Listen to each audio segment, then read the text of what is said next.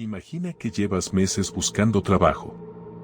Que cada puerta se cierra, que cada solicitud queda sin respuesta, que la desesperación crece con cada día que pasa. Entonces, un hombre bien vestido y articulado se acerca. Dice ser empresario. Tiene una oferta laboral perfecta para ti. Solo necesita que lo acompañes a conocer las instalaciones. Suena como la oportunidad que tanto esperabas. Suena como el fin de tus problemas. Pero no lo es. Es el principio del fin. Así cazaba Moses Sedho, el hombre que convirtió la esperanza en una trampa mortal y la búsqueda de empleo en una sentencia. 38 mujeres siguieron a este hombre confiando en un futuro mejor. Ninguna regresó. Su nombre era Moses Sedho, pero sería conocido como el criminal ABC, el estrangulador sudafricano y el criminal de Gauteng. También lo llamarían el Ted Bundy de Sudáfrica, por su capacidad de utilizar el encanto personal como instrumento criminal. Con 38 víctimas confirmadas en apenas 2 años, entre 1994 y 1995, Sithole perpetró sus crímenes durante uno de los momentos más esperanzadores de la historia sudafricana, el fin del apartheid y el nacimiento de la democracia. Mientras la nación celebraba su libertad recién conquistada, un depredador explotaba las vulnerabilidades económicas que el nuevo sistema aún no había logrado resolver.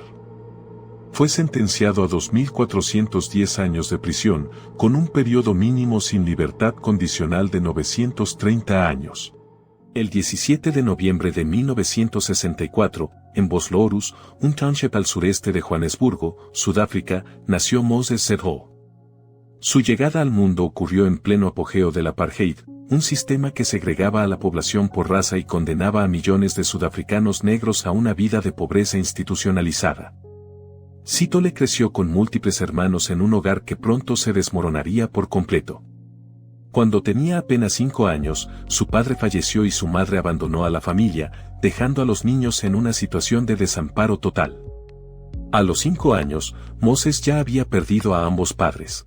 Huérfano a los 5 años, Moses fue enviado a un orfanato donde permanecería hasta los 8 o 9 años. La vida institucional en la Sudáfrica del apartheid era dura para cualquier niño, pero para un huérfano negro las condiciones eran particularmente precarias. Durante su tiempo en el orfanato, Sithole fue agredido sexualmente, un trauma que dejaría marcas profundas e irreversibles en su desarrollo psicológico. A los 8 o 9 años, incapaz de soportar más la vida institucional, huyó del orfanato y se convirtió en un niño de la calle, sobreviviendo por sus propios medios en un país que no tenía espacio ni compasión para los más vulnerables de sus ciudadanos. Los años de supervivencia callejera moldearon a un joven que aprendió a manipular, engañar y adaptarse para sobrevivir. Sithole desarrolló habilidades sociales que le permitían ganarse la confianza de las personas con facilidad, una cualidad que eventualmente se convertiría en su arma más letal.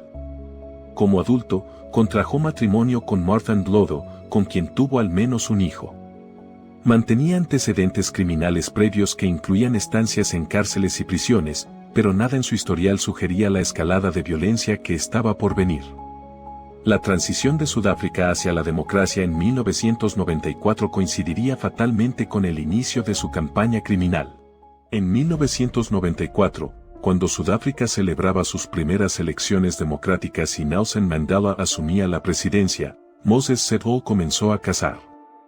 Tenía 29 años y un método que explotaba la vulnerabilidad más dolorosa de su sociedad, el desempleo masivo. Se presentaba ante mujeres desempleadas haciéndose pasar por un empresario exitoso que ofrecía oportunidades laborales. Su apariencia cuidada, su forma de hablar persuasiva y la promesa de un trabajo bien remunerado eran irresistibles para mujeres que llevaban meses o años buscando empleo. Las convencía de acompañarlo a conocer las supuestas instalaciones de su empresa, conduciéndolas a lugares aislados donde revelaba su verdadera naturaleza. El apodo, Criminal ABC, surgió de los lugares donde operaba, Atterieville, Boksburg y Cleveland, 3 zonas del área metropolitana de Gauteng donde se concentraban sus crímenes. En cada localidad, Sithole seguía el mismo patrón despiadado, identificaba a mujeres vulnerables, las seducía con falsas promesas laborales, las conducía a zonas apartadas donde las agredía, las maltrataba y finalmente las asfixiaba.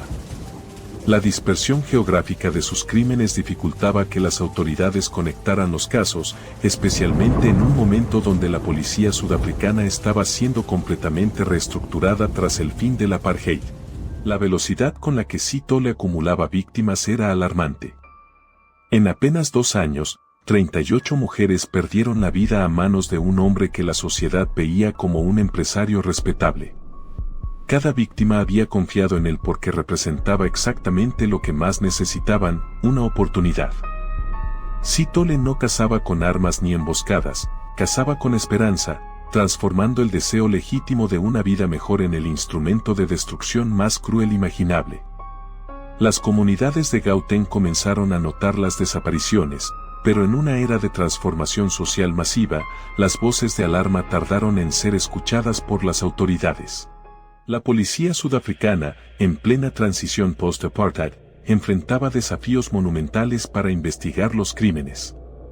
La fuerza policial estaba siendo desmantelada y reconstruida, los recursos eran escasos y la confianza entre la comunidad y las autoridades era mínima después de décadas de represión estatal.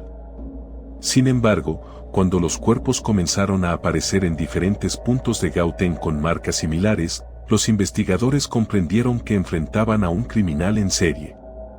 Se formó un equipo especial que incluía a algunos de los detectives más experimentados del país, decididos a atrapar al depredador antes de que la cifra de víctimas siguiera creciendo. Los investigadores comenzaron a reconstruir los movimientos del criminal a través de testimonios de personas que habían visto a las víctimas antes de sus desapariciones. Un patrón emergió con claridad, múltiples testigos describían a un hombre bien vestido que se presentaba como empresario y ofrecía trabajo a mujeres en zonas de alto desempleo. Esta información permitió a la policía elaborar un perfil detallado del sospechoso y distribuir alertas en las comunidades más afectadas. La cooperación entre la policía y los residentes de los townships se convirtió en un factor decisivo, con vecinos reportando cualquier individuo que se ajustara a la descripción del criminal. El 18 de octubre de 1995, a los 30 años de edad, Moses Sethole fue arrestado por la policía sudafricana. Su captura representó un momento de alivio para las comunidades de Gauteng que habían vivido bajo la sombra del miedo durante 2 años. El hombre que se había presentado como empresario fue desenmascarado como el depredador que había explotado la desesperación económica de docenas de mujeres. La noticia de su arresto recorrió todo el país, generando tanto alivio como indignación, alivio por el fin de los crímenes, indignación por las condiciones sociales que habían hecho posible que tantas mujeres cayeran en la trampa de un falso empleo. El 3 de noviembre de 1995, apenas 2 semanas después de su arresto, Moses Sethole fue declarado culpable y sentenciado a 2.410 años de prisión, con un periodo mínimo sin posibilidad de libertad condicional de 930 años. La sentencia, una de las más largas jamás impuestas en la historia judicial sudafricana, reflejaba la magnitud de sus crímenes y la determinación del sistema judicial de la nueva Sudáfrica democrática de proteger a sus ciudadanos. Sithole fue enviado al centro correccional de Mangaung en Bloemfontein, donde permanece hasta el día de hoy, cumpliendo una condena que matemáticamente garantiza que jamás volverá a pisar las calles.